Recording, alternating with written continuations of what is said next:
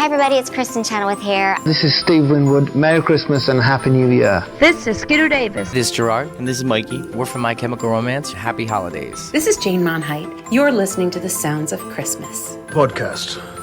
Hi, I'm Ken Kessler, and welcome to the Sounds of Christmas podcast. If you're new to this podcast, I want to start by saying thanks for joining us. If you're not new, welcome back. Either way, I'm glad you're here. Now, to avoid any confusion, I want to start off by saying there won't be any music played here. This is a place for conversation. I'll talk about Christmas music and some related topics, sometimes by myself and sometimes with guests. If you're looking for music, just go to soundsofchristmas.com and click on the tree or the player on the front page or on the Listen Now page. We play the best variety of Christmas music all year long. Well, except in October, when we play the best variety of Halloween music. I've noticed the creeps are back again. Actually noticed this weeks ago, but was trying to ignore them. The creeps I'm talking about have nothing to do with Halloween or with the podcast with that same name. It's actually in reference to what some complaining people like to say regarding any signs of Christmas that turn up before Thanksgiving or even before October. This is a topic I've talked about before, but since it now seems to include Halloween and all things fall related, I thought it was worth bringing it up again. Since you're listening to this podcast, there's a good chance you're a fan of Christmas and Christmas music, and you've run across your share of these particular creeps yourself. Once again, I'm coming across articles, blogs, and posts complaining about what some refer to as Christmas creep. This is supposed to mean that retailers are rushing the season, starting to put out Christmas items earlier and earlier every year. I think of it more as a Grinch creep. It's really about the people who like to complain about Christmas music, lights, presents, etc. And of course, some are just people who like to complain, period. Sadly, we all know the type. I remember working in the receiving department of a large box bookstore almost 30 years ago. In early August, customers would start asking about Christmas books. This was not about books to give as gifts, possibly to someone overseas, so it would take a long time to get there. This was about books that were about Christmas, decorating, cooking, on and on. This was not just one or two customers, but multiple customers asking daily when we would have our Christmas collections out. I'm sure similar things happen at other retail stores. And while some Grinches like to complain about stores rushing the season, the truth is they're simply trying to meet their customers' demand.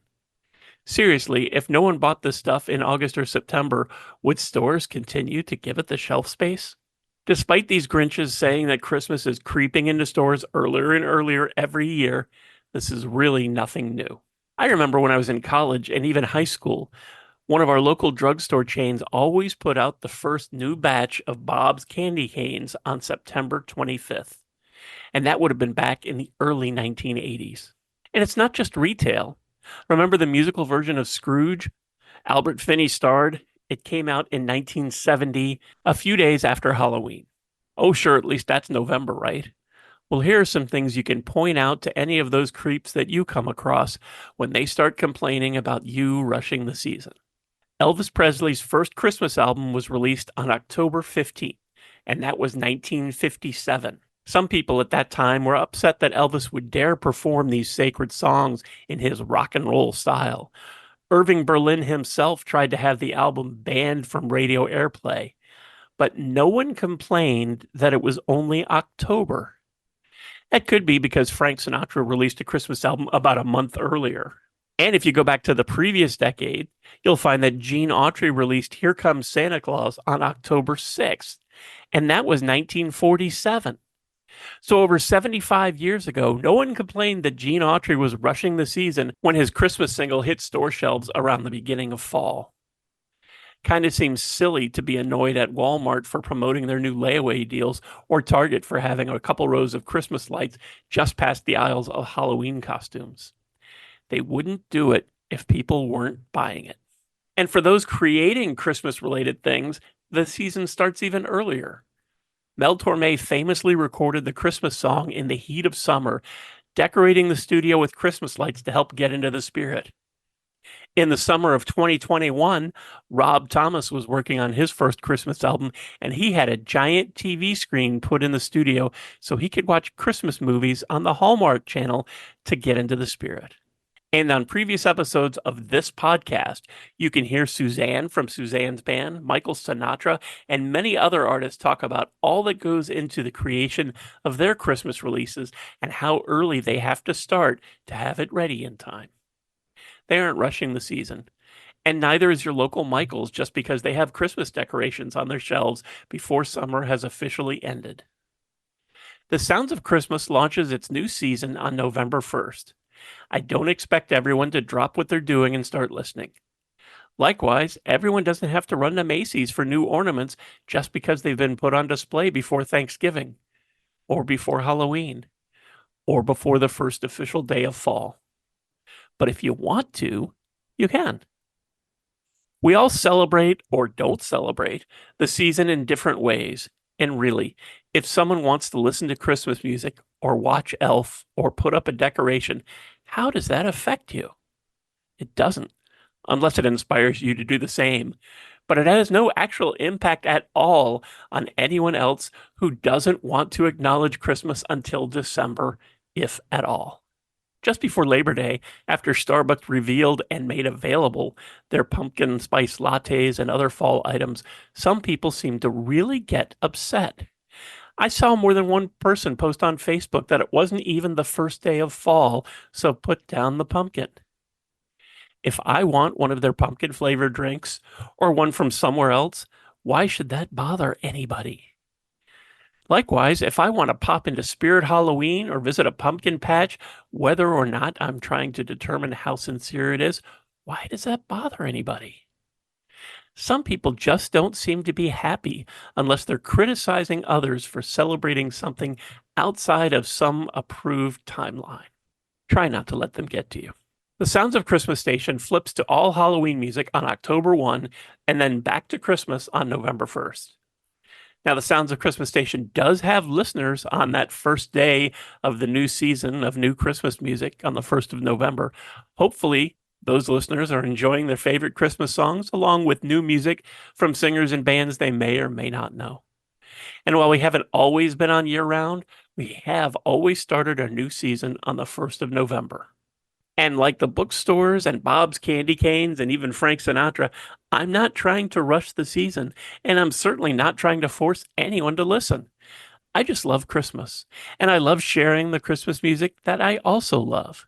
And if you aren't ready for Christmas music the day after Halloween, that's okay. We'll be on ready for you whenever you are. In fact, whenever you need a little musical Christmas spirit, we're here for you. The point of all this is that no one is rushing anything.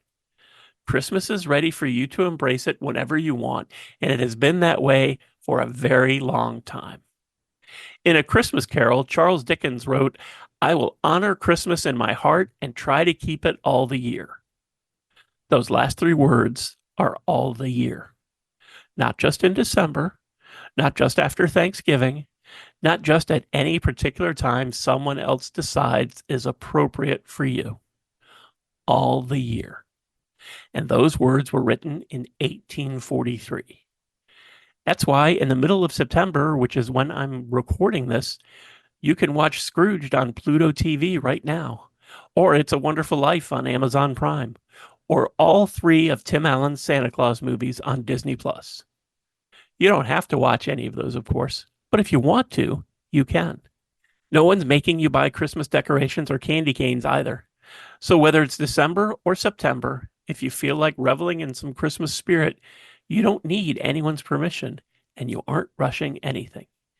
It isn't up to anyone else to determine when you are allowed to get into the Christmas spirit, no matter what the creeps say. Thanks so much for listening, helping me share some Christmas spirit, and for continuing to support the Sounds of Christmas station and podcast. I already told you how to listen to the station, and you're listening to the podcast now, so my work here is just about done. All of our episodes are available on the Sounds of Christmas website. Just click the podcast tab.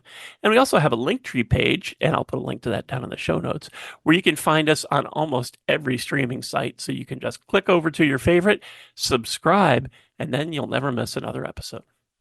If you have comments or suggestions on this episode, previous episodes, or the Sounds of Christmas station, feel free to reach out to me on social media or through the website. And if you're listening to this episode on your phone, you can also click the Send Us a Text message link and connect that way. Thanks again. And may you always believe in Santa Claus.